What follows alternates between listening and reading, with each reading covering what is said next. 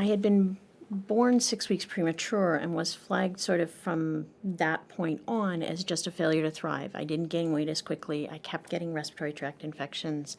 I was slow in developing motor milestones, even though my development for speech and cognition were fine. So they treated what they thought was pneumonia.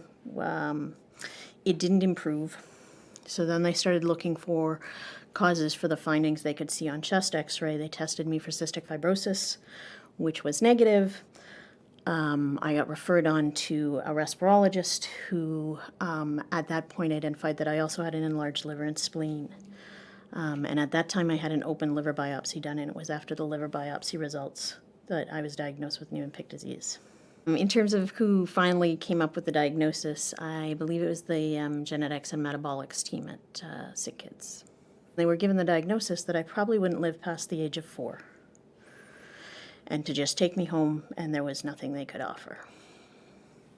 There were no specific treatments recommended at that time. It was primarily just symptomatic treatment for things like recurrent pneumonias, respiratory infections, along with the restrictions on sports and activities that would pose a risk for liver and spleen injury.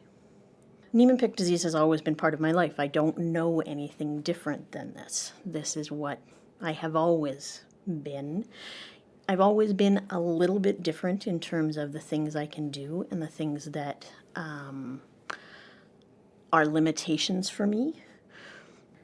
So my biggest symptoms are shortness of breath. I have a lot of difficulty with my breathing. It's getting more so as I get older.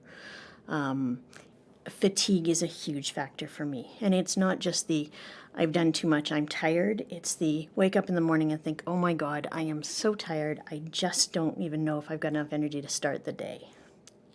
The biggest challenge I find in working with the medical system and with physicians is around the fact that they often don't know the disease.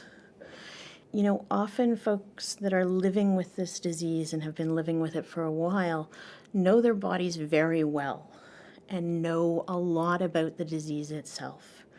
So working as a partner with them is going to work much better than trying to direct them, because they probably know as much about the disease as the physician does. In terms of changing things in the lives for ASMD patients, the first thing I would love to be able to do is to know that no one's going through this diagnostic journey that's taking 2 years, 3 years, 5 years to get an answer. That, they're not getting a misdiagnosis. Getting involved with the patient community has great value in terms of allowing you to make those connections and not feel so alone. In terms of dealing with everyday life, it's trying to keep your sense of humor, because there are definitely potholes on this road, and it definitely is a challenge.